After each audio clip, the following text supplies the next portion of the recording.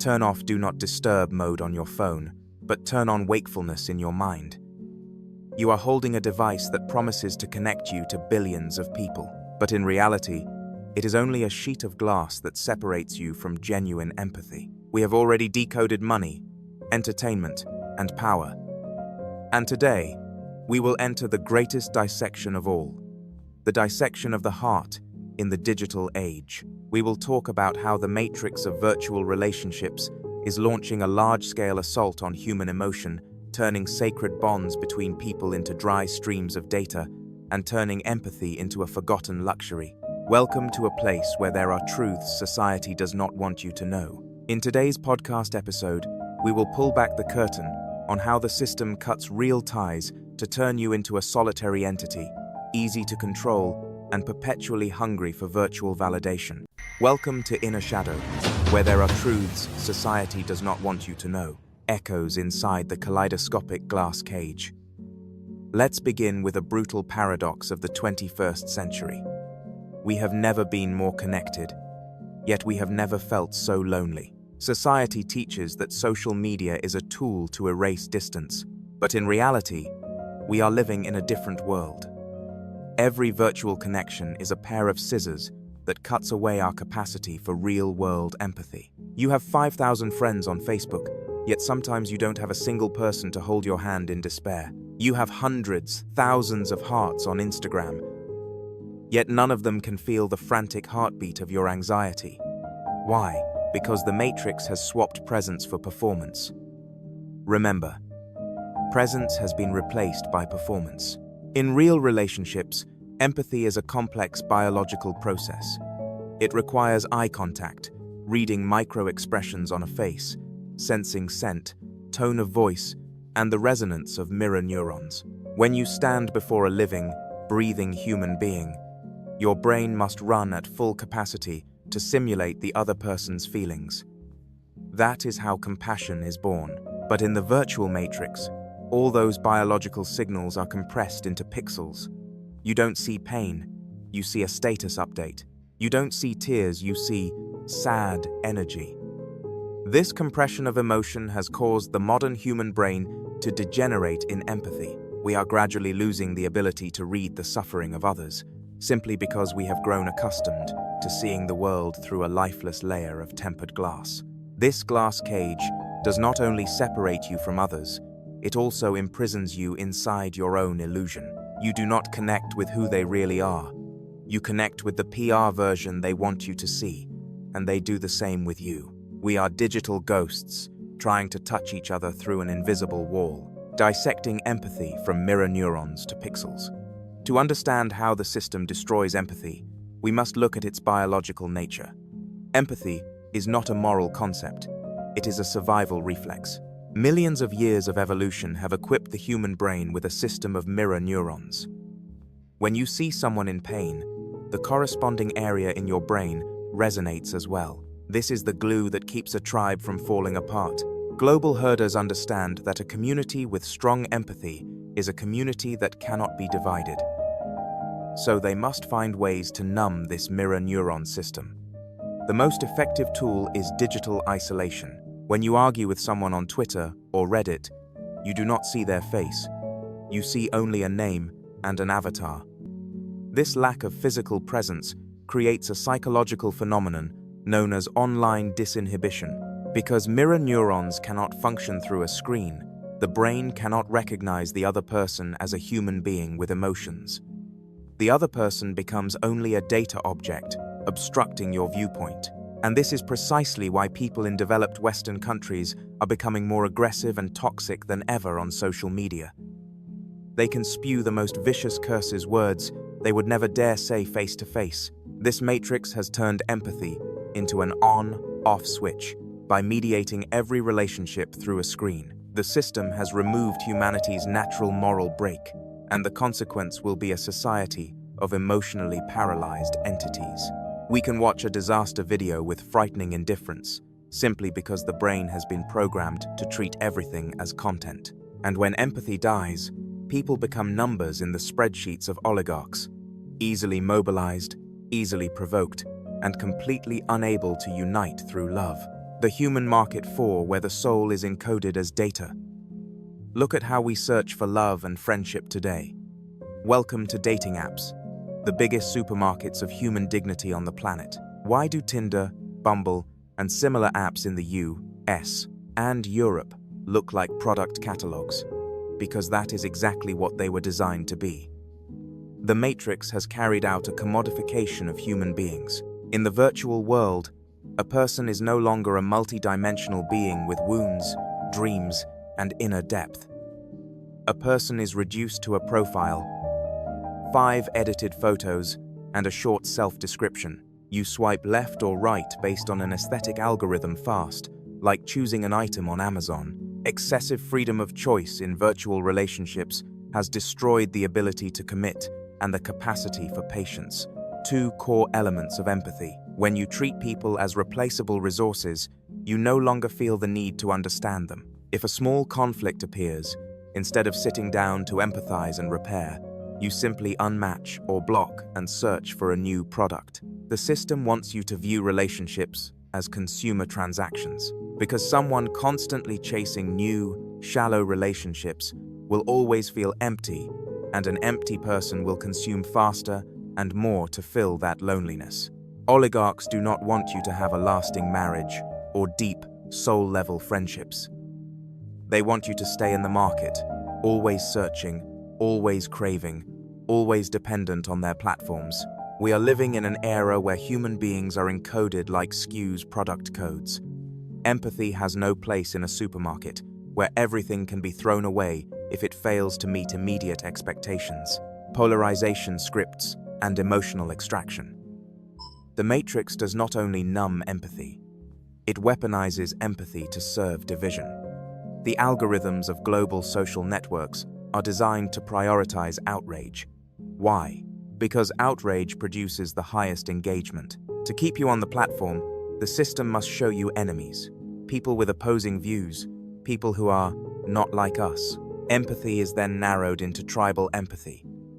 You empathize only with those in your group and become absolutely ruthless toward outsiders.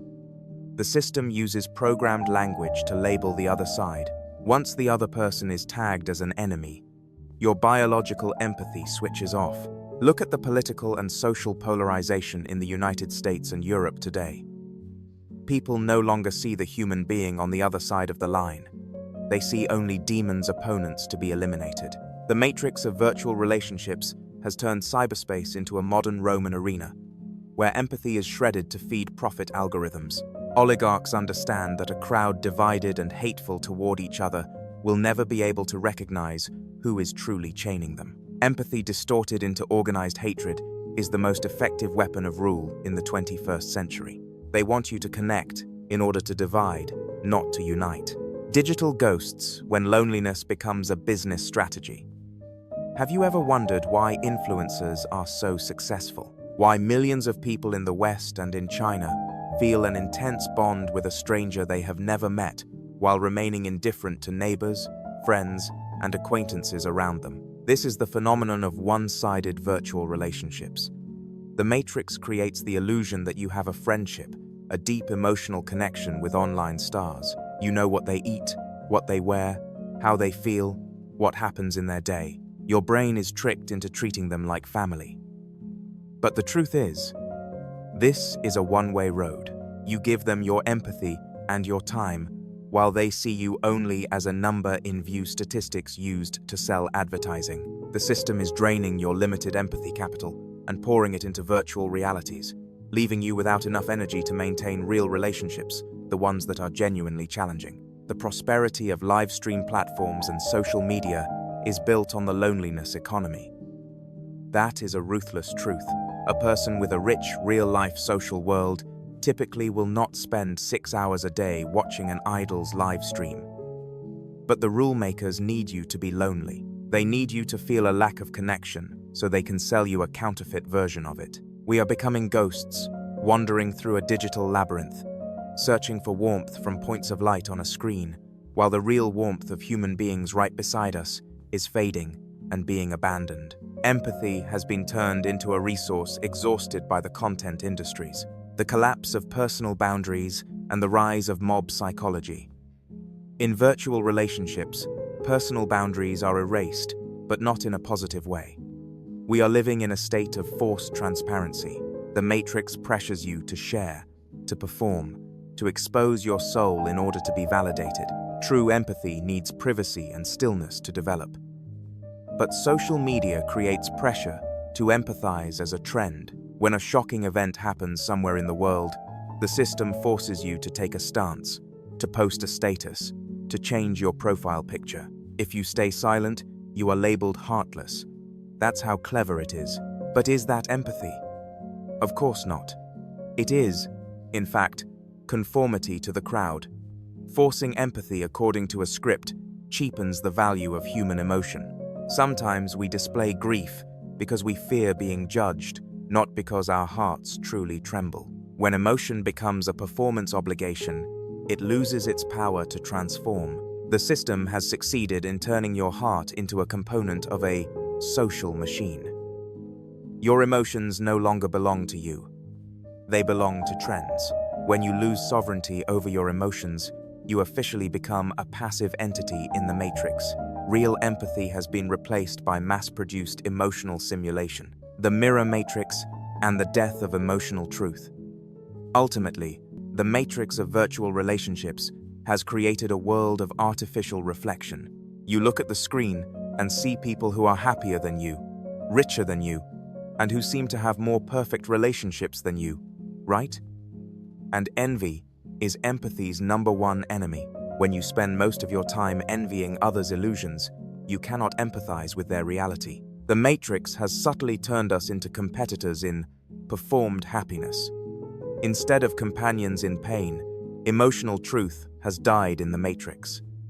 We communicate through filters. We hide our darkness, our failures, the rough edges of being human in exchange for virtual admiration. But those very dark corners and rough edges are where empathy can sprout. When we show each other only smooth, glittering surfaces, we can never truly touch. We are living in a desert of emotional reality where everything is radiant, yet nothing is alive. The system wants you to live in that desert, because there you will always be thirsty, and as long as you are thirsty, you remain a slave to those who sell water. I'm glad that, up to this point, you are still here listening to the podcast. Next, we will go all the way to the end of this dissection of hearts that have been encoded. If you feel a slight sting in your chest when you think about your shallow relationships, that is a sign your mirror neurons are trying to restart. You cannot erase the internet or disappear from the digital world, because it is now part of modern reality. But you can choose to stop being a ghost in the matrix. Real freedom in this era is not about how many followers you have. It is about how much real presence you possess. The solution is not found in a new app. It lies in an emotional jailbreak. Below are 3 rules of action to reclaim sovereignty over your heart. Rule number 1. Set strict presence filters. Clearly distinguish between connecting information and real connection. Never resolve emotional conflicts through messages or social media. If a relationship truly matters, it deserves to be recognized through eye contact and tone of voice. Prioritize in-person meetings at all costs. Remember, 15 minutes sitting face-to-face is worth more than 15 months of texting. Let your brain retrain itself to read real human emotions instead of pixels. Rule number 2. Break performance culture and accept rough edges.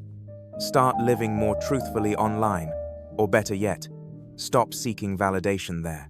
Allow yourself to be weak, to fail, to be imperfect in front of the people who truly matter. Don't use filters on your soul.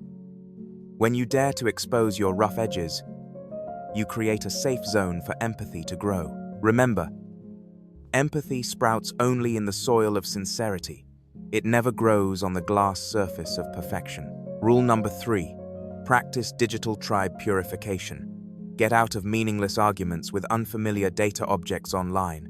Stop spending your precious empathy on famous people who don't even know you exist. Shrink your social circle to expand its depth. Spend that energy on neighbors, loved ones, friends, family, on those you can truly help or hold in your arms.